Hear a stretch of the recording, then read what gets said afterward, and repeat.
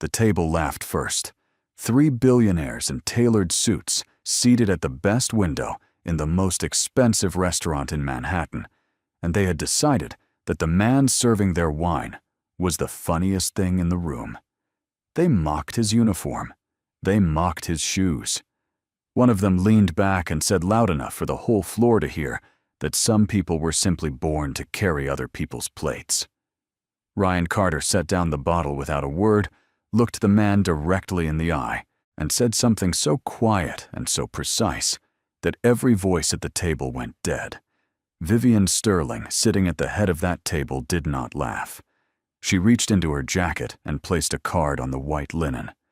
Nobody saw that coming, least of all her. Ryan Carter had worked the floor at Celeste for 3 years, and in that time, he had learned to read a table within 30 seconds of approaching it. Not the menu preferences, those came later. He meant the dynamic. Who was performing, who was actually in charge, and who was the kind of person that would make the next 2 hours difficult for everyone within earshot. The moment Table 9 was seated that Thursday evening, he read it clearly. 3 men in suits that cost more than most people's monthly rent, loud before the drinks even arrived already, treating the space like it belonged to them personally. And then, at the head of the table, a woman who said almost nothing at all. Celeste occupied the 14th floor of a midtown tower, the kind of restaurant where the lighting was designed to make everyone look like they had something to hide, and the menu had no prices on the guest copy. Ryan had been hired here, not because he had experience in fine dining, though he did, but because Frank, the floor manager, had a talent for recognizing people who would not crack under pressure. Ryan had that quality in a way that was almost unsettling. He moved through the dining room like someone who had already accepted whatever the evening was going to cost him, and that acceptance gave him a stillness that most people in the room, regardless of how much they earned, could not manufacture. The 3 men were named Marcus, Dale, and Greg. Ryan did not learn their last names that night, and he did not need to. Marcus did most of the talking. He was the kind of man who arrived somewhere and immediately started rearranging the furniture with his personality louder than the room required, funnier than anyone was letting on, filling every silence with the sound of his own certainty. Dale was quieter, but watched everything with the focused attention of someone keeping score. Greg laughed at whatever Marcus said, a beat too late, the way people do when they are more interested in being included than in actually finding something funny. The woman at the head of the table was Vivian Sterling. Ryan recognized the name from the reservation. Sterling Dynamics had been in the news recently. Something about a federal contract and a rival company's collapse. He did not follow the business press closely, but the name had a weight to it that was hard to ignore. She was 42, though she carried it with the ease of someone who had stopped thinking about age as a relevant measure of anything. Her posture was straight without being rigid, and she listened to the men around her the way a person listens to a language they already speak, fluently but no longer find interesting. Ryan took their drink orders without incident. The first friction came when Marcus asked him to repeat the wine list verbally, instead of looking at the menu, which Ryan did, without any visible irritation, reciting 12 selections by name, region, and vintage without a single hesitation. Marcus then ordered something that was not on the list and acted mildly surprised when Ryan explained that politely. That was fine. Ryan had fielded worse before breakfast on a slow Tuesday. The real shift happened 40 minutes into the meal. The food had arrived, the second bottle of wine was half finished, and the volume at Table 9 had climbed to the point where Frank had quietly repositioned the nearest adjacent table without explanation.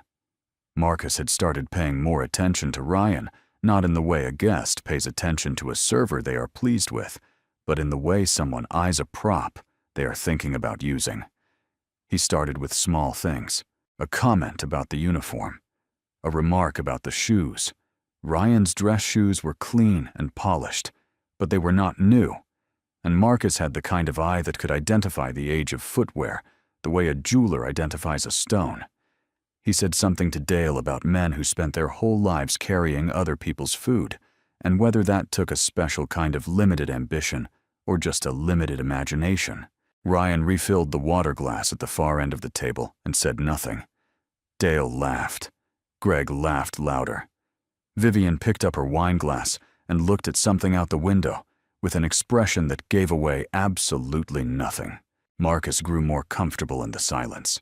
He said loud enough to carry to the next table that he imagined a man in Ryan's position must find great meaning in small things. Simple pleasures for a simple life. He said it with the generosity of someone issuing a compliment, which was the particular cruelty of it. He had framed a demolition as a gift. He looked around the table to confirm that the performance had landed, and the two men beside him obliged him with the smiles he was looking for. Ryan set the water pitcher down on the service station behind him and came back to the table. He looked at Marcus directly the way you look at someone when you have decided to stop letting something pass. His voice was level and completely unhurried when he spoke. "I find meaning in doing one thing with full attention," Ryan said. "Most people in rooms like this one are doing 4 things, and none of them well. You've been trying to impress this table since you sat down. I'd say it's working on 2 of the 3 people who matter here, but the one whose opinion you actually want hasn't looked at you directly in about 20 minutes. The table went quiet. Not the brief quiet of a momentary surprise, but the kind that settles and stays where everyone becomes very aware of their own breathing. Marcus's expression moved through several phases, in quick succession: amusement, confusion, the beginning of anger, and then stopped somewhere that was none of those things. A place where a man sits when he realizes he has been read accurately in public and has no available counter. Dale looked at his plate. Greg reached for his wine glass and found it already empty. Vivian turned her head away from the window and looked at Ryan for the first time that evening, not as a member of the waitstaff, not as a fixture of the room, but as a person. Her eyes stayed on him for a moment longer than the situation required. Then she set her glass down and said nothing, which from her seemed to carry more weight than anything Marcus had managed all evening. Ryan excused himself from the table with the same steady politeness he had maintained from the beginning, as though the exchange had been nothing more than a question about the specials. He moved to the service station, made a note on the order pad, and let the floor settle back to its normal temperature. Frank appeared at his elbow within a minute, expression carefully neutral, and asked very quietly if everything was handled. Ryan said yes. Frank nodded and walked away without pressing it further. The rest of the meal proceeded without incident. Marcus became significantly more interested in his food. The conversation at table 9 dropped to a normal volume and stayed there. Vivian spoke more in the final 30 minutes than she had in the entire preceding hour, not to Ryan, but to her colleagues, and in a tone that suggested the evening had shifted into something more businesslike than social. Whatever performance the dinner had briefly become, she had quietly closed it and moved on, the way she appeared to close most things without announcement, without drama, simply by redirecting her attention. When the check arrived, Ryan brought it to the table on a leather folder and set it to Vivian's right as she had made the reservation. He stepped back to allow the table the privacy of the transaction. A few minutes passed. Greg and Dale rose and said their goodbyes with the slightly flattened energy of men who knew the night had not gone entirely as planned. Marcus left without making eye contact with Ryan, which was in its own way a kind of acknowledgement. Vivian remained seated. She signed the check and closed the folder, then looked up at Ryan, who had returned to clear the final glasses. She held out a card, matte black, minimal, just a name and a number, and placed it beside the folder on the table. Beside it, she had added a cash tip that represented Ryan estimated somewhere around 3 times the cost of the entire meal. Ryan looked at the card and the money, and then looked at her. "That's for your professionalism tonight," Vivian said. Her voice was direct, not warm exactly, but without any performance in it. The food was fine. The service was exceptional. Ryan picked up the leather folder, set the cash neatly on top of it, and slid the card back across the linen toward her. "Thank you," he said. but that's not necessary. Vivian's eyes narrowed slightly, not with offense, but with something closer to genuine curiosity. Most people in your position would keep it, she said. Respect isn't something I need to be paid for, Ryan replied. I was doing my job. That's enough. He gathered the remaining glasses onto his tray and excused himself with a small nod, the same composure he had carried through the entire evening, and walked back toward the service station without looking back. Vivian Sterling sat alone at the table for another 40 seconds, long enough that Frank noticed and wondered whether he needed to check in. She was not looking at the window this time. She was looking at the card she had just been handed back, sitting on the white linen exactly where she had placed it, untouched and unreceived, and her expression was the expression of a woman encountering something she did not have an immediate category for. She picked up the card and put it back in her jacket pocket. Then she left. Outside on the sidewalk, her car was waiting, the driver already out and holding the door. She got in without speaking, and for the first 3 blocks of the ride back to her apartment, she did not check her phone, which her assistant would later describe as unprecedented for a Thursday evening after a working dinner. She sat with her hands in her lap and thought about a man who had given back money that most people would have taken without a second thought, and she could not explain, even to herself, exactly why that was the detail she could not put down. She had been in rooms with powerful people her entire adult life.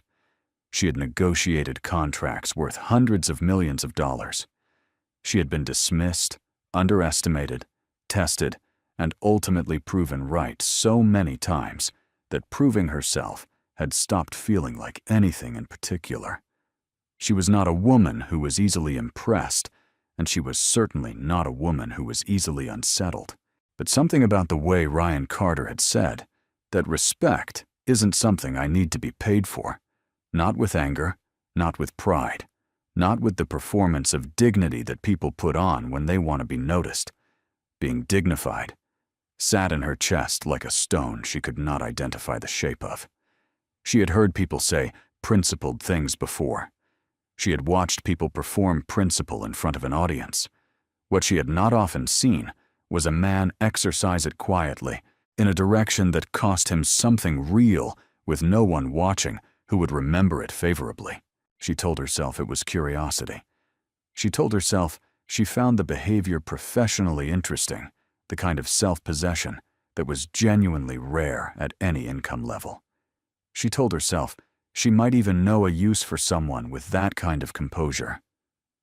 None of those explanations were wrong exactly, but she was also, for the first time in longer than she could clearly recall, thinking about going back to a restaurant she had only visited once, and it had nothing to do with the food. Vivian came back to Celeste 4 days later.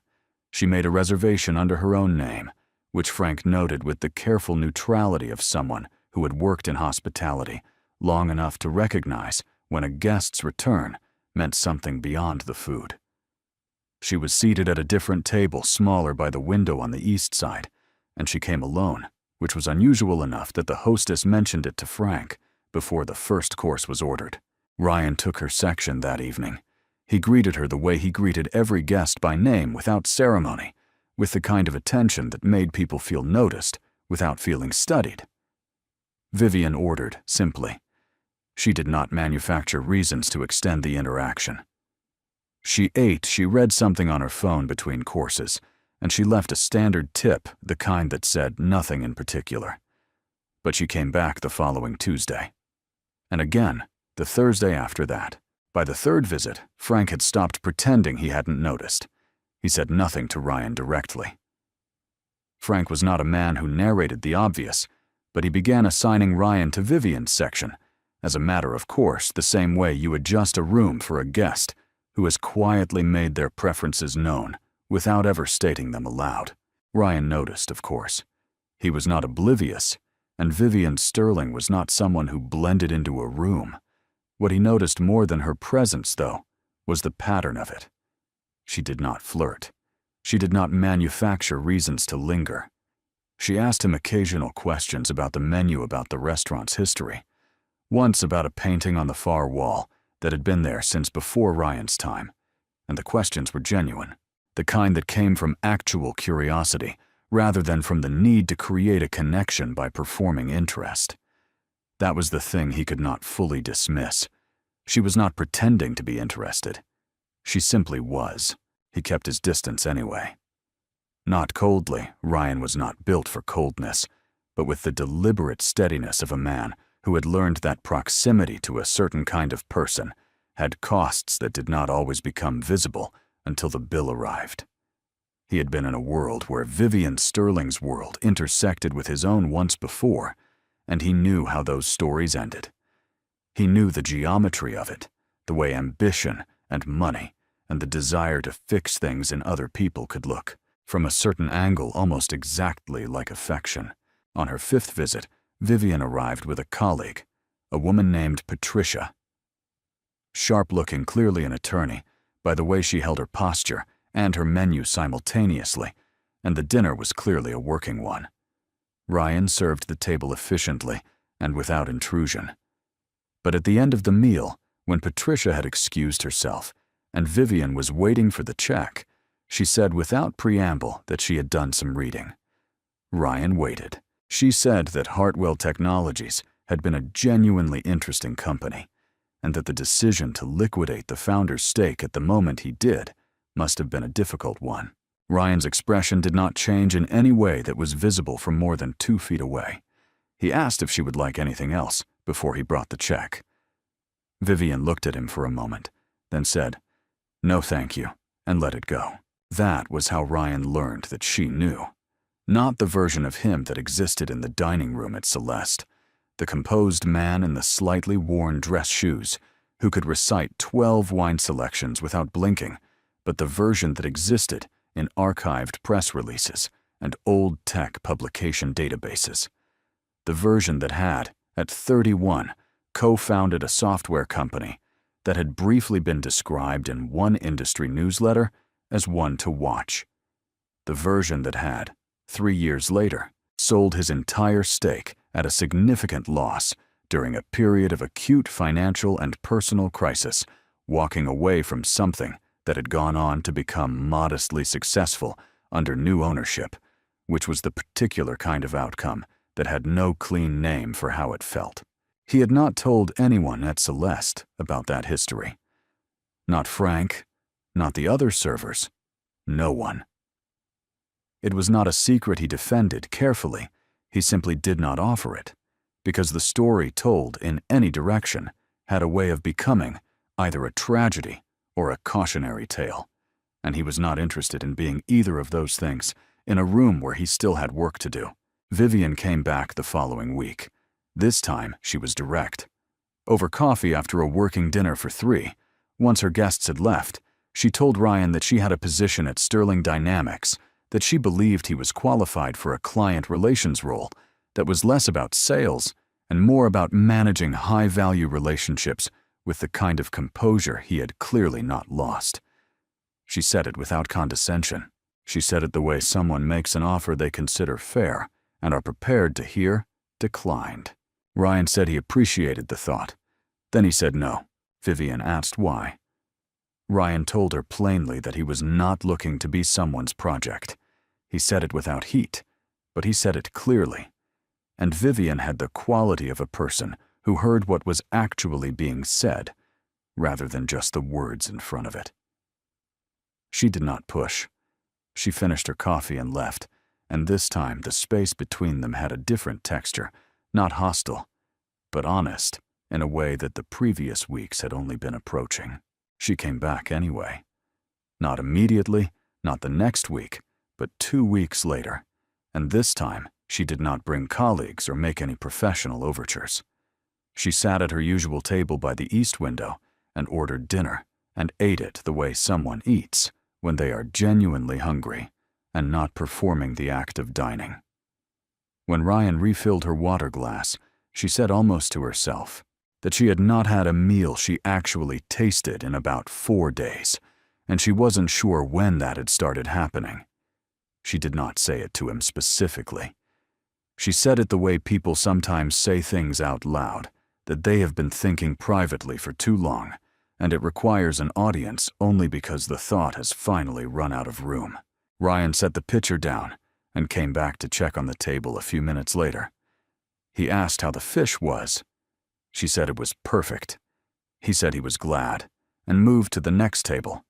And later, when he thought about that evening, he understood that it was probably the first time he had stopped actively maintaining a distance and had simply been in the same room with her without the architecture of caution between them. The truth about Ryan's past had a shape that he had arranged carefully in his own mind over several years.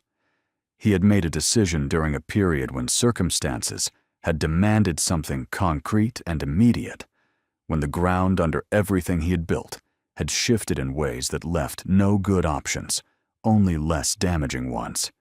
And he had made that decision by trading something that might have become significant for something that was necessary right then. He did not consider it a failure. He considered it a choice which was different. The failure had come later in the marriage, not because of the money, or not only because of it, but because the stress of that period had exposed something structural that had probably been cracked for longer than either of them had admitted. The divorce had been quiet and reasonable, and had left him with very little in the way of material assets, and rather more in the way of clarity about what he actually valued and what he had only thought he valued. The job at Celeste had been Frank's suggestion passed through a mutual acquaintance, and Ryan had taken it because it paid reliably, and because there was something in the work, the attention it required the performance of calm under pressure. The physical simplicity of carrying things from one place to another that he had found unexpectedly to be restorative.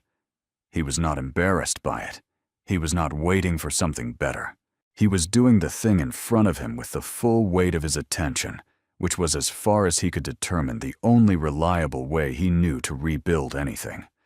This was the thing that Vivian had eventually understood, and it was the thing that had shifted something in her, though neither of them had said that aloud yet. What ended the equilibrium was not Vivian. It was the internet, which had a long memory and no particular interest in context. A technology publication ran a short item, not a feature, just a few paragraphs, under a gossip-adjacent column called Industry Currents, noting that Vivian Sterling had been observed dining repeatedly at Celeste, and that one of the servers there had a connection to the early days of a company that Sterling Dynamics had acquired components of in a secondary deal 3 years prior. The item was short and largely speculative. It implied, without stating directly, that the connection might be something other than coincidental. By the following morning, the item had been picked up by 2 financial blogs and a business tabloid that specialized in exactly this kind of inference presented as investigation. The headline that circulated most widely was, "Not subtle." It suggested that a former failed tech founder had found a more direct route back into the industry. The word used in the subheading was angling. Ryan saw it on his phone during his break, sent to him by a former colleague who accompanied the link with a question mark and nothing else. He read the article twice. Then he put his phone in his locker and finished his shift. He served 9 tables that evening with the same quality of attention he brought to every service, and the only visible indication that anything had changed was that he was slightly quieter than usual between tables, which Frank noticed and did not comment on. The guests noticed too, though, not in the way the article implied. Several people who had read the item recognized Ryan that evening and watched him with the particular attention that people give to someone who has briefly become a story. One man at a foretop said something to his companion that Ryan could not hear, but could read well enough from the body language. It was the kind of attention that reduced a person to a narrative, and then watched them to see if they would perform it on cue. Ryan did not perform it. He refilled glasses, described the evening's specials, and carried plates from the kitchen with the same unhurried precision he had brought to every shift before this one. He submitted his resignation to Frank the following morning before the restaurant opened. He told Frank it was a personal decision, unconnected to his performance or his satisfaction with the work, which Frank did not fully believe but accepted, because Ryan said it calmly, and left him no reasonable basis to argue. Frank shook his hand and told him the position would be there if he changed his mind, which was the most Frank had ever said to anyone about anything, and Ryan thanked him and meant it. He did not contact Vivian. He did not send a message, did not answer the 2 calls she made in the following days, did not respond to the brief measured note she sent through an assistant that said only that the article was irresponsible and that she was sorry for the disruption it had caused and that she hoped it would not change anything that mattered. He read the note twice, the same way he had read the article, and then he set his phone face down on the kitchen counter and stood at the window for a while looking at the street below at the ordinary Tuesday morning business of people going from one place to another. He was not angry at Vivian. That was the clearest thing he could identify in the days that followed, that whatever he felt, it was not directed at her. But he knew with the certainty of someone who had already lost himself once in the machinery of ambition and proximity and the complicated gravity of other people's success, that he could not stay in the place where that machinery could reach him. Not yet. Maybe not ever. He needed to be somewhere he had built himself, standing on ground that was entirely his own, before he could afford to let anyone else stand on it with him. Vivian Sterling, for the first time in her professional life, found herself in a position she did not know how to negotiate. She could acquire companies. She could restructure organizations. She could walk into a room where every person present wanted something from her and leave with exactly what she had come for. But she could not call back a man who had made a deliberate choice to go quiet, and she could not purchase her way through his silence, and she could not locate, in any part of her considerable toolkit, the right instrument for this particular problem. What she felt in the absence of a strategy was something more straightforward than she was accustomed to. She felt the specific weight of having lost access to someone she had not yet fully understood, and she understood clearly for the first time that she had genuinely wanted to understand him, not as a subject, not as a problem, but as a person whose interior life she found herself thinking about in the spaces between everything else she was supposed to be thinking about. 3 weeks passed before Vivian found him. She had not hired anyone to look. That was the detail she returned to later in the quiet accounting she did of her own behavior. During that period, she had not used any of the resources available to her, had not asked her assistant to run a search, had not made a single call to anyone who might have known where Ryan Carter had gone after leaving Celeste. She had simply waited, which was not something she did with any comfort or fluency, and when the waiting produced nothing, she had gone looking herself. She asked Frank, who told her with the professional discretion of a man who had clearly already decided what was the right thing to do in this situation, only that Ryan was well and that he had not left under difficult circumstances. Frank said nothing more, and Vivian did not push him. She respected the loyalty in it, even as it frustrated her. What she found eventually was not the result of any investigation. She saw it on a hand-lettered sign in the window of a narrow space on a side street in the West Village, the kind of block that still had the physical memory of what the neighborhood had been before the money fully arrived: a former hardware store to the left, a laundromat to the right, and in between them, a restaurant in the early stages of becoming itself. The sign said, "Carter's," in plain black letters on white card, and below it, in smaller print, "Opening soon." The windows were still covered in paper from the inside, but through a gap at the edge of one pane, she could see the shape of someone moving around in the interior, and she knew, with the kind of certainty that arrives before any logical confirmation, that it was him. She did not go in that day. She stood on the sidewalk for a moment, looked at the sign, and kept walking. She spent the next 2 days arguing with herself about what she was doing and what she actually wanted, and whether those were the same question or 2 entirely different ones that she had been treating as identical out of convenience. By the time she went back, the paper was off the windows, and there was a soft light coming from inside. And when she pushed open the door, a small bell above it rang, which seemed to surprise even the room. Ryan was behind the bar inventory sheet, in hand, checking bottles against a list.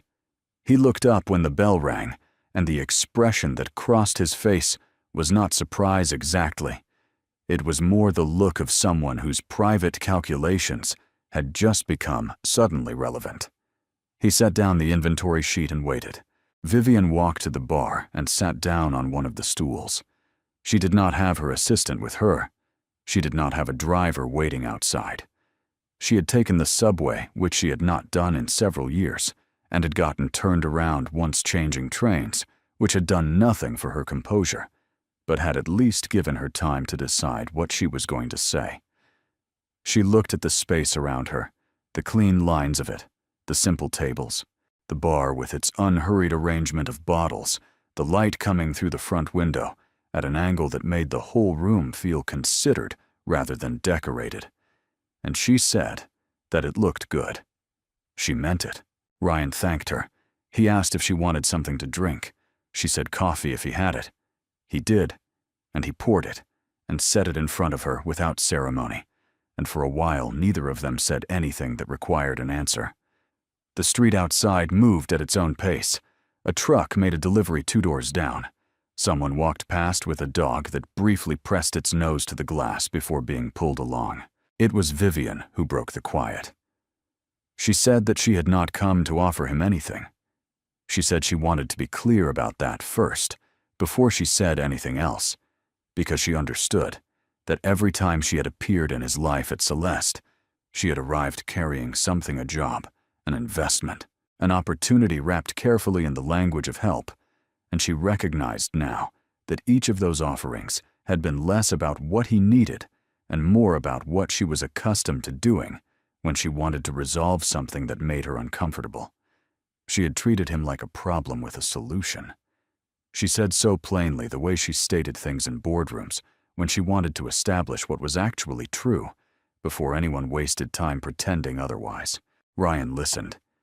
He did not rush her, and he did not fill the spaces she left between sentences. It was a quality she had noticed about him from the very beginning, the way he could be fully present in a conversation, without taking it over, without needing to redirect it toward himself or signal that he was following along. Vivian set her coffee cup down and looked at him directly. She said that the article had forced her to think about what she actually wanted, which was a question she had not asked herself with any real honesty in longer than she could precisely identify. She said that she had spent years building something significant and demanding and genuinely important to her, and that she had done it largely without stopping to examine what had been compressed or quietly set aside in the process. She was not saying this as a confession. She was not looking for sympathy or absolution. She was saying it because Ryan was the first person in a long time who had made her feel that she was in the presence of someone who would not adjust what they thought of her based on what she could offer them, and that was rare enough that she had not known what to do with it. Ryan was quiet for a moment after she finished. Then he said that the article had not been her fault, and that he had known that even when it first appeared. He said the reason he had gone quiet was not anger at her, and he wanted her to know that clearly. The reason, he said, was simpler and harder to explain at the same time. He said that the version of his life he was trying to build required him to trust the ground under his feet, and every time something connected him to the world of capital and influence and the machinery of other people's success, he could feel the ground shift in a way that had nothing to do with external events. It was internal. It was something that happened inside him when the circumstances of his life stopped being entirely his own construction, and he had learned at significant cost what that feeling eventually produced. Vivian asked him what it eventually produced.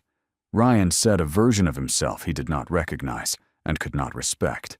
He said it without drama, the way he said most things, as a simple statement of observed fact, and the steadiness of it landed with more weight than any emotional declaration would have. Vivian was quiet for a long time after that. Outside, the West Village afternoon continued its normal business.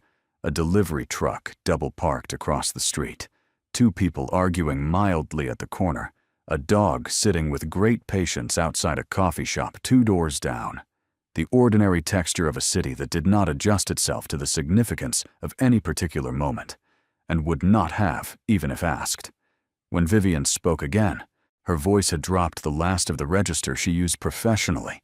The slight elevation of control that she maintained Ryan had come to understand as a structural habit rather than a deliberate performance. She said, "I don't need you to come back to any world I'm part of. I'm not here because I think I can repair what the article broke, or because I want to build something out of knowing you." She said she understood now why he had turned down the tip, why he had returned her card, why he had kept his distance through all of those evenings at Celeste, even as the distance between them had clearly been doing something it was not supposed to do. She said she had initially read it as pride, but she understood now that it was something more specific.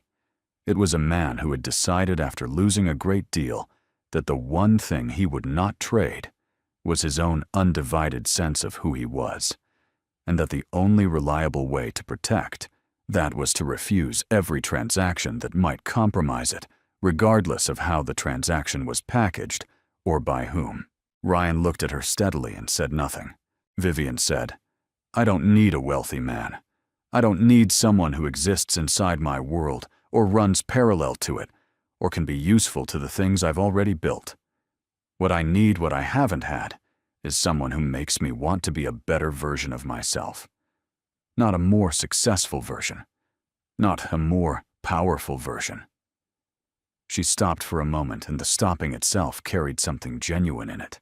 The specific hesitation of a person who has reached the edge of what they normally allow themselves to say out loud and is deciding in real time whether to step past it.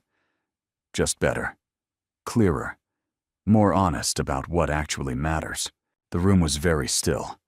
Outside, the delivery truck finally moved. The dog across the street was let back inside. Ryan looked at the coffee cup in front of her, mostly empty now, and then looked at her. He said quietly that he believed her. He said he was not certain what that meant in terms of what came next, and he was not going to pretend otherwise, because pretending otherwise was a version of dishonesty he had spent several years trying to stop practicing. But he said he believed she had come here the way she said she had alone, without a strategy on the subway, having gotten lost once changing trains, and that it meant something to him that she had. He said he thought they should probably find out whether two people with very different experiences of what it costs to build something could actually be in the same room without one of them trying to repair the other. Vivian said that sounded reasonable.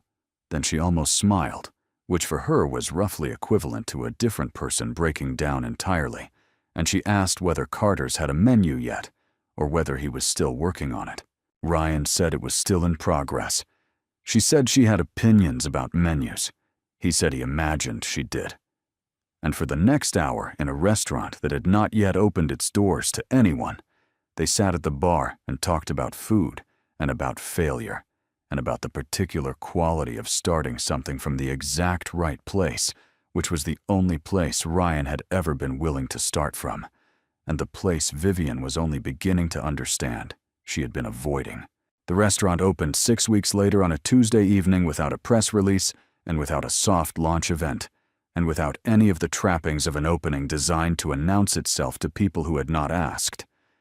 Ryan had funded it entirely himself, savings accumulated over 3 years of disciplined work, a small loan from a former colleague who asked no questions about timelines, and the proceeds of selling the last significant asset from his previous life, a piece of specialized tech equipment he had kept in storage, and which had in the intervening years appreciated considerably beyond what he had expected.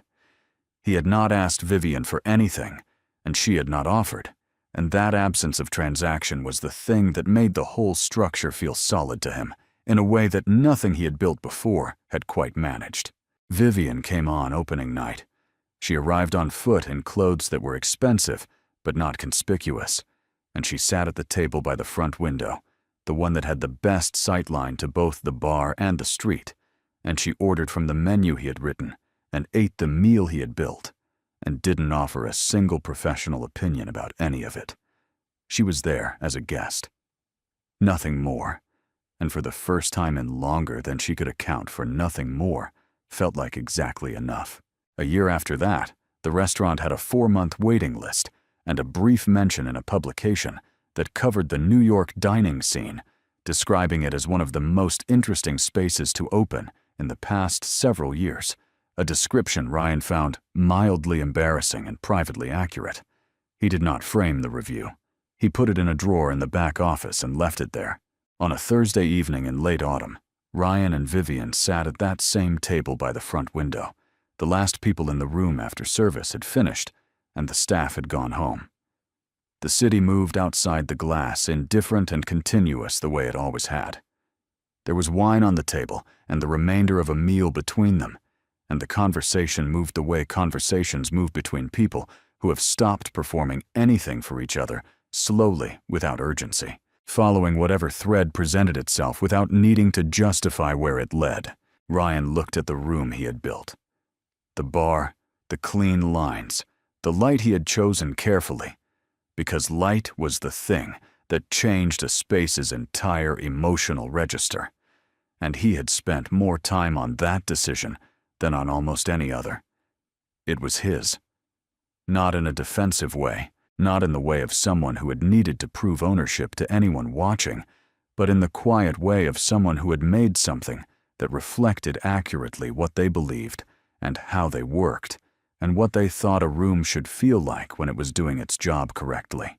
Vivian said something about a deal she was navigating, something complicated with a European partner, and Ryan listened and gave his view when she asked for it.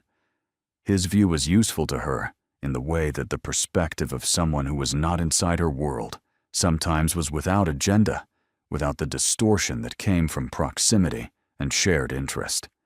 She listened carefully, then disagreed with part of it, and they went back and forth on the point of disagreement for a while, neither of them moving to resolve it quickly, because neither of them was uncomfortable with that particular kind of friction. That was the thing that had taken the longest to establish between them, and it was the thing Ryan valued most, that she did not soften her thinking for him, and he did not defer to hers. Outside, a cab moved through the amber light of the intersection. Someone on the opposite sidewalk laughed at something loud enough to carry through the glass for just a moment before the city absorbed it. The room held the specific quiet of a place that had been used well and was now resting. There were no longer a billionaire and a waiter sitting at that table. There were two people who had each arrived at the same place by very different routes, and who had found in the friction and the distance and the long process of not trying to fix each other something that held its shape under actual conditions. That was not a small thing. It was, in the precise and unadorned sense of the word, enough.